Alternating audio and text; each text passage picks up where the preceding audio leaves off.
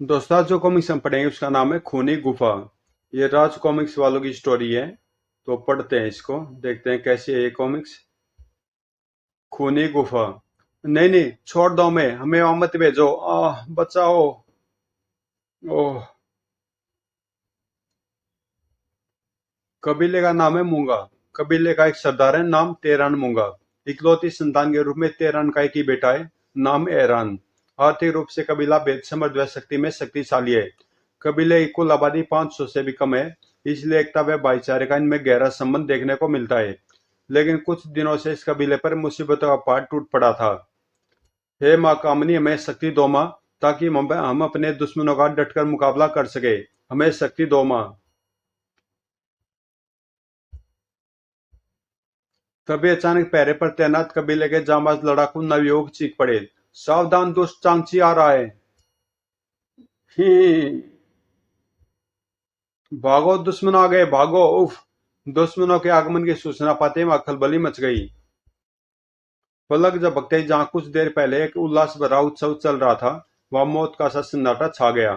खूंखार चांगची अपने कबीले के लोगों के साथ आंधी तूफान की तरह ही यहाँ आ पहुंचा था। संकेत मिलते ही मैं आक्रमण करना है। ही। इस सन्नाटे के पीछे किसी अकाल मंडरा रहा था, और यह अकाल शायद दुश्मनों के सिरों पर मंडरा रहा था। एकाक से एकाक सरदार तेरान मुंगा ने अपने कंठ से विचित्र सी ध्वनि निकाली, और अगले पल चारों ओर से नवयुवक चीखते चिल्लाते हुए दुश्मनों की ओर लपके। हु, मार डालो, काट डालो, मारो। अगले पल तेरहन मूंगा सहित सभी जाबाज मूंगा युवक चांची के कबीले पर बिजली की तरह टूट पड़े। मारो मारो, काटो, काट डालो शैतानों को। एक भी बचकर न जाने पाए, आज बदला लेंगे। खनाक सर ही। ओह उफ। वो तो चींटियों के भी पर निकल आए हैं आज, हा हा हा। मत बोलो शैतान चांची, चींटी कभी कभी हाथी पर भारी पड़ जाती है, और आज वह दिन आ गया है। हा हा हा। अभी पता चल जाएगा कि कौन किस पर भारी पड़ता है। खन खनाक ही। आज हम तुझे जिंदा बचकर नहीं जाने देंगे शैतान। आ खचाक धड़ाक आई। चांगचे और तेरन मुंगा की कबीलों का यह युद्ध अधिक समय तक नहीं चला। सरदार, हमने उनका एक आदमी पकड़ लिया है। ओह। चलो। सर। खनाक। रुक जा शैतान चांगची, कायर डरपोक। परंतु तेहरान के चीखने चिल्लाने का शैतान चांगची पर कोई प्रभाव नहीं पड़ा, और वे आंधी तूफान के समान ही धूल उड़ाते हुए गायब हो गए। वे लोग हमारे एक और आदमी को ले जाने में सफल हो गए पिताजी। हमारी सारी तैयारी धरी की धरी रह गई। हम उन्हें अपना आदमी ले जाने से न रोक पाए। उफ। इस प्रकार आखिर कब तक चलेगा? इस तरह अगर वे शैतान एक एक करके हमारे कबीले से लोगों का अपहरण करके करते रहे, तो शीघ्र ही कबीला वीरान हो जाएगा।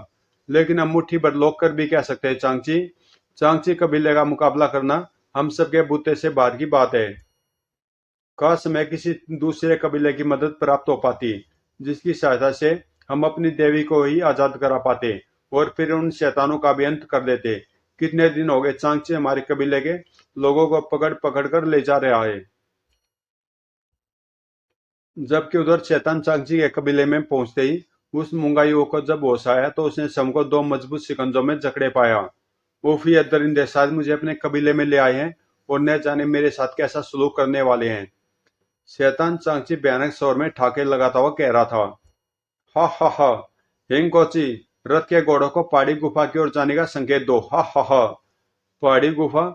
इस प्रकार बंदरों में जकड़कर ये दुष्ट लोग इस रथ पर कहां भेज रहे हैं मुझे? पहाड़ी गुफा में क्या होगा? जो हुक्म सरदार। चांगची का आदेश मिलते इंकोची ने घोड़े का एक एक भरपूर वार दोनों घोड़ों पर किया। घोड़े पड़ते दोनों घोड़े सरपट वहां से भाग पड़े। सड़ाक सड़ाक ई। हा हा हा, उफ, ओह, दगड़ दगड़। रथ से जुड़े दोनों घोड़े द्रुत वेग से दौड़ते चले गए। ओह, न जाने यह रथ कहाँ दौड़ा चला जा रहा है। गुफा में क्या होगा? पहाड़ी चट्टानों के उबड़ खाबड़ के रास्तों से गुजरकर रथ एक गुफा में प्रवेश कर गया। ओ, शायद यही है वह गुफा। गुफा के भीतर पहुंचकर रथ रुक गया। न जाने मुझे यहाँ क्यों भेजा गया है। यहाँ तो कोई नजर नहीं आ रहा है।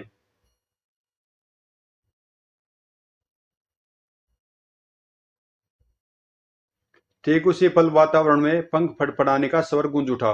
मूंगा युवक ने जैसे आवाज की दिशा में देखा, उसके कंठ से एक भयानक चीख निकल गई। आई नहीं! कंटीले पंखों वाला विचित्र पक्षी, आह, यह तो मुझे खा जाएगा! वह चीखता चला गया। नहीं, बचाओ! सर। परंतु वहां उसकी चीखें सुनने वाला कोई न था। वह चमगादड़ नुमा भयानक राक्षस पक्षी मूंगा युवक के शरीर से जा चिपका और अपनी नुकीली चोंच से उसी गर्दन पर एक छिद्र करने के बाद उसमें से उबलने वाला गाढ़ा लाल रक्त पीने लगा। आह! चपर चपर! आई! बचाओ! थोड़ी देर में वामुंगा युवक की एक हड्डी तक न बची थी। रथ भी अपने आप वापस लौट पड़ा था। जबकि मूंगा कबीले से कई कोस दूर अद्वितीय नगर के राजमहल के सैन्य कक्ष में राजा अद्वितीय राज अपने स्वर्ण पलंग पर बुरी तरह से तड़प रहे थे। आह! और एक आकी राजा अद्वितीय राज हड़बड़ाकर उठ बैठे। ओ, तो मैं फिर से वही सपन देख रहा था। उफ! आखिर इस सपन का क्या रहस्य है? क्यों यह बार बार मुझे दिखाई देता है? ओ दाइमा! अच्छा, वो आप आ गई। क्या बात है आदित्य राज? मैं इधर से गुजर रही थी कि तुम्हें पलंग पर तड़पते देख भीतर चली आई। क्या कोई भयानक सपन देख रहे थे बेटे? हाँ दाइमा। और ये सपन मैं आज से नहीं बल्कि कई दिनों से देख रहा हूँ। सपने में मुझे माँ दिखाई देती है दाइमा। और तब अपने सपन के विषय में राजकुमार दाइमा को सब कुछ विस्तार से बताता चला गया। सब कुछ सुनने के पश्चात दाई माँ एकाएक गंभीर हो उठी, फिर बोली, इसका मतलब है कि तुम्हारी माँ भी जीवित है। वह अवश्य किसी संकट में फंसी हुई है और मदद के लिए तुम्हारे सपन में आकर वह तुम्हें पुकारती है। लेकिन हमारी माँ का ध्यान तो तभी हो गया था ना जब हम केवल 10 वर्ष के थे। कई महीनों तक महारानी जी का इंतजार करने के पश्चात ऐसा मान लिया गया था मेरे बच्चे। मैं कुछ समझा नहीं दाई माँ। उस समय तुम 10 वर्ष के थे जब तुम्हारी महारानी पुष्पगंधा तुम्हें लेकर अपने पिता से मिलने जा रही थी कि त्रिकुटा जंगल से गुजरते समय एक बहुत तीव्र आंधी आई। ओह! सर! आह! ए! माँ! उस आंधी के बाद तुम्हारी माँ का कहीं पता न चला और कई महीने इंतजार करने के बाद उन्हें मृत मान लिया गया। बाद में तुम्हारे पिताजी का भी देहांत हो गया और तुम्हारा 18 वर्ष की उम्र में राज तिलक कर दिया गया।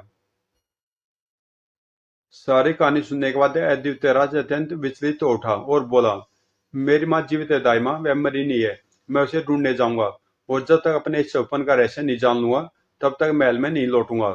मैं अपने नाना जी से मिलने का जाने का बहाना बनाकर यहाँ से जाऊंगा। तब तक आप यहाँ की देखभाल करेंगी दाई माँ। मैं बोर होने से पूर्व ही निकल जाना चाहता हूँ। फिर प्रातः भोर का उजाला फैलने से पूर्व ही अद्वितीयराज दाई माँ से आशीर्वाद प्राप्त कर महल से चल पड़ा। माँ त्रिकुटा जंगल में गायब हुई थी, वहीं से अपनी खोज आरंभ करनी चाहिए। ईश्वर तेरी यात्रा सफल करे। उजाला फैलने तक वह त्रिकुटा जंगल में जा पहुंचा। यह जगह कुछ जानी पहचानी सी लग रही है। शायद बचपन की धुंधली यादें अभी शेष हैं। दोपहर तक उसी प्रकार भूखा पैसा वह जंगल में घोड़ा दौड़ाता रहा, लेकिन कोई परिणाम परिणाम न निकला। और उस समय संध्या गिरने लगी थी जब एकाएक ही उस पर आक्रमण किया गया। ओह, यह क्या! Sir sir! ठोक ठोक! लेकिन यह आक्रमण नहीं था, केवल उसका घेराव था। अन्यथा वह भाले जमीन में धंसने की बजाय उसके शरीर को छलनी कर डालते। अभी वह इस रहस्य को समझ भी न पाया था कि पके आमों के समान वृक्षों से कुछ लोग नीचे कूद पड़े। यह मूंगा कबीले के लोग थे। अगले पल वह उनके घेरे में था। खबरदार हिल्लानी! कौन हो तुम? इस जंगल में क्या कर रहे हो? मेरा नाम अद्वितीय राज है। मैं अद्वितीय नगर का राजा हूँ। लेकिन तुम लोग कौन हो? तुम्हारे इस प्रश्न का उत्तर हमने हमारे पिताजी और मूंगा कबीले के सरदार देंगे। तुम्हें हमारे साथ चलना होगा, एक दोस्त की हैसियत के साथ। और उस वक्त जब अच्छी तरह सोचने समझने के पश्चात राजा द्वितीय ने उनके साथ चलने का फैसला कर लिया था, ठीक उसी वक्त मूंगा कबीला वासियों पर पुनः चांसी कहर बरसा रहा था। नीच गद्दार पापी इंसान, तू फिर यहाँ आ गया और अपनी और अभी अभी कितने और लोगों को अपनी खूनी अवस्था का शिकार बनाएगा तू? कब बुझेगी तेरे खून की प्यास? तू बहुत बोलने लगा बुड्ढे। और अब हम यह कभी सहन नहीं करेंगे कि हमारे काम में कोई हस्तक्षेप करे। इसलिए तेरा खत्म होना आवश्यक है। खचाक। आह! उस होलनाक दृश्य को देखकर मूंगावासियों के कंठों से भयानक चीखें निकल गई। चलो! आह! खूनी दरिंदे! आह नहीं! उफ सरदार! ठीक उसी पल तेहरान का बेटा ईरान राजा द्वितीय के साथ वहां आ पहुंचा और पिताजी, ये सब क्या हो गया पिताजी? उफ, लगता है कुछ देर पहले यहाँ खून की होली खेली गई है। आह! मेरे बच्चे हैरान, अच्छा हुआ तुम सही समय पर पहुंच गए, वरना। आह! वह शैतान चांची फिर आया था छोटे सरदार, और हमारे एक आदमी को ले जाने के साथ उस दरिंदे ने सरदार की हालत कर दी है। इतना सुनते वह क्रोध से कांप उठा। मुंह से सवर्णी मानवा के शोले निकल रहे थे उसके, जब उसने कहा, सांची कमीने, नीच इंसान, इसी पल से अपनी बची खुची जिंदगी का क्षण गिनना शुरू कर दे। मैं शीघ्र आ रहा हूं तेरी मौत बनकर। यह चांची कौन है? आखिर यह सब रहस्य क्या है? हैरान बेटा, यह कौन है? हैरान ने तुरंत राजा द्वितीय राज का परिचय दिया। तब तेहरान मूंगा ने उखड़े उखड़े से स्वर में कहा, राजा अद्वितीय, मेरे पास समय बहुत कम है, लेकिन मरने से पहले मैं तुमसे इस कबीले की रक्षा करने का वचन लेना चाहता हूँ राजन, क्योंकि तुम उस दुष्ट सांची से टक्कर लेने में सक्षम हो। बोलो राजन, मेरी बात का जवाब दो। आप फिक्र न करें बाबा, यह कबीला मेरे अधिकार क्षेत्र में आता है, अतः इसकी रक्षा का भार स्वयं ही मेरे ऊपर आ गया है। मैं अपने प्राण देकर भी इस कबीले की रक्षा करूंगा। यह देवतेराज के इतना आश्वासन देते ही तेहरान मूंगा की गर्दन एक और को तर ढुलक गई। फिर तेहरान मूंगा का अंतिम संस्कार करने के बाद, एरान एरान, अब तुम मुझे सारी बातें विस्तार पूर्वक बताओगे कि चांची कौन है, उसकी तुम्हारे कबीले से क्या दुश्मनी है? अवश्य राजा। दरअसल यह सारी कहानी एक खजाने के इर्द गिर्द घूम रही है। खजाना? हाँ राजन, यह खजाना हमारी देवी कामनी के आभूषणों के रूप में है, स्वयं देवी की मूर्ति के रूप में है, जिसकी रक्षा करते हुए पिताजी शहीद हो गए। न जाने कितने कबीलावासी अकाल मृत्यु को प्राप्त हुए। मैं समझा नहीं। आओ मैं तुम्हें अपने मंदिर में ले चलता हूँ। यह हमारा ऐतिहासिक मंदिर है, जिसके भीतर कभी स्वर्ण रचित देवी कामनी की 5 हाथ लंबी मूर्ति हुआ करती थी। लेकिन आज से 6 माह पूर्व एक दिन इस मूर्ति पर उस शैतान चांगची की कुदृष्टि पड़ गई। वाह, जो संयोग से उधर आ निकला था। तभी मेरे पिताजी वहां गए, और पास के कबीले के शैतान सांची को मूर्ति के निकट देख वे क्रोधित तो चीख पड़े। सांची, तूने इस मूर्ति को छूने का साहस कैसे हुआ? मूर्ति खूबसूरत है, बहुत कीमती लगी, इसलिए छूकर इसी परख कर रहा था। मेरे पिताजी अपने आदमियों को आवाज देते उससे पूर्व ही वह वहां से भाग निकला। और फिर क्या हुआ? उसके बाद हम लोग उस घटना को भूलने लगे, लेकिन एक दिन अचानक सांची ने अपने कबीले के साथ मंदिर पर धावा बोल दिया। यो, दुश्मन दुश्मन, मुकाबला करो। उस वक्त जमकर संघर्ष हुआ। ओह हाय, ओह उफ, मार डाला। उस समय चांगची की हार हुई, और वह पुनः भाग निकला, लेकिन जाते जाते पुनः वापिस आकर मूर्ति लूटकर ले जाने की धमकी दे गया। मैं फिर आऊंगा मूंगावासियों, और इस बार वह मूर्ति जरूर ले जाऊंगा। उसकी धमकी से घबराकर मेरे पिताजी ने मूर्ति को उसी रात छिपा दिया, और उसकी जगह यह साधारण सी पत्थर की मूर्ति बनवाकर उसे असली मूर्ति के स्थान पर प्रतिष्ठित कर दिया। फिर क्या हुआ? चांगची पुनः आया। लूट लो मंदिर को, हा हा हा। लेकिन मूर्ति उसे नहीं मिली। मूर्ति कहाँ गई? वो समझा, तेरान ने उसे छिपा दिया है। तब से मूंगावासियों पर कहर बरसना आरंभ हुआ। चांगची ने स्पष्ट शब्दों में कह दिया, सुनो तेरान मूंगा, अब मैं तुमसे दोबारा उस मूर्ति की मांग नहीं करूंगा, बल्कि मेरे जुल्मों से घबराकर तुम स्वयं वह मूर्ति मेरे सुपुर्द करोगे। हा हा हा। आज के बाद जब भी मैं आऊंगा, तुम्हारे कबीले का एक व्यक्ति मेरे पालतू इंसानी खून के पैसे पक्षी की भेंट चढ़ेगा। हा हा हा। नहीं, तुम ऐसा नहीं करोगे चांची। हा हा हा। पर वह दुष्ट अपनी करके ही माना। आह! जैसे ही ईरान चुप हुआ, राजा दिव्यराज देवी के मुकुट को देखकर चौंक उठा। यह मुकुट किसका है? अरे देवी के इस मुकुट पर हमारा राज चिन्ह है। आज से 10 वर्ष पूर्व वह देवी अचानक हमें जंगल में मिली थी। उस समय वह सोई हुई थी। वो, इसके चेहरे पर तो देवी जैसा तेज है, और वह नाग शायद उसकी रक्षा कर रहा है। सचमुच यह देवी है, इसे अपनी बस्ती में ले चलना चाहिए। हमारे आदमियों के उस देवी के निकट जाते ही वह नाग चुपचाप चला गया। और कबीले वासियों ने एक बस्ती में ले आए। फिर होश में आने पर, देवी को हमारा प्रणाम। आप कौन है माँ? ओह, मैं कहाँ हूँ? इतना सुनते राजकुमार विचलित हो उठा और बोला, कहीं वह देवी मेरी खोई हुई माँ तो नहीं है? लेकिन अब वह देवी कहाँ है जिसका मुकुट देवी की मूर्ति पर लगा रखा तुमने? मैं उससे मिलना चाहता हूँ। लेकिन वह तो चांगची की कैद में है। ओह, हमें उस देवी को उस दुष्ट मक्कार की कैद से आजाद करना होगा। हैरान, मैं उस पापी को उसके पाप का दंड दंड अवश्य दूंगा। तुम चांगची के कबीले पर आक्रमण की तैयारी आरंभ करो। इस युद्ध में मैं तुम्हारा साथ दूंगा। इस बार दुष्ट चांगची मेरे हाथों से नहीं बच सकेगा। मैं अपने कबीले को आक्रमण की तैयारी का आदेश दे देता हूँ। और अगले दिन यदुवंश राज के नेतृत्व में मूंगा कबीले के लोगों ने चांगची के कबीले की ओर प्रस्थान किया। यदुवंश राज जिंदाबाद। देवी कामनी की जय हो। तेरान पुत्र एरान जिंदाबाद।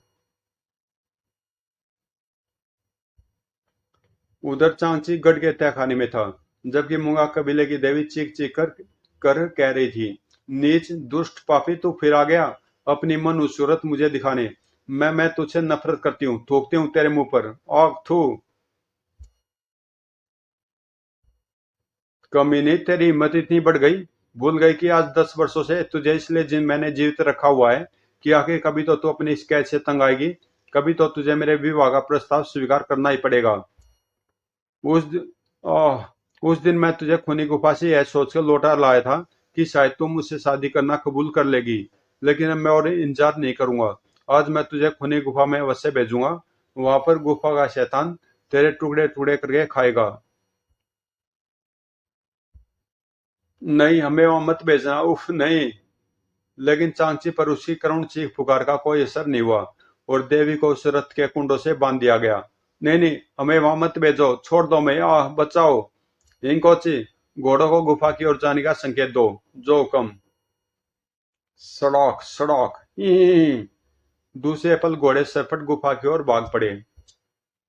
ठीक उसी समय दिव्य राज और मूंगा कबीले के लोगों ने आक्रमण कर दिया। मारो, काट डालो, हाय मरा, उफ ओह। अचानक एरान की दृष्टि चांगची पर पड़ी, जो भागने की फिराक में था। एरान अपना घोड़ा लेकर उसके सामने आ पहुंचा और गुर्राया, बस चांगची, तेरा खेल खत्म हो गया, अब तू मरेगा। नहीं, ठहरो एरान, पहले से देवी का पता पूछ लो। ओह, बोल कमीने, हमारी देवी माँ को कहाँ छिपाया है? तुम्हारी देवी अब तुम्हें कभी नहीं मिलेगी। मैंने उसे खूंखार पक्षी के शिकार के लिए खूनी गुफा में भेज दिया है। अचानक चांची भयानक ढंग से हंस पड़ा और फिर बोला, उसे तुम नहीं बचा सकते हैरान। वह खूनी गुफा की ओर अपनी मौत की ओर बढ़ रही है। हा हा हा। क्या?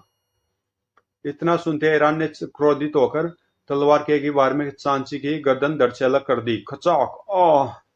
चांगची गढ़ पर अद्वितीय राज का अधिकार हो चुका था। चांगची के सभी लोग मारे जा चुके थे। हमें शीघ्र ही खूनी गुफा चलना होगा। मेरे पीछे आओ अद्वितीय राज। और तेज दौड़ा हुआ ईरान। घबराओ नहीं, यह उस गुफा तक पहुंचने का सबसे छोटा रास्ता है।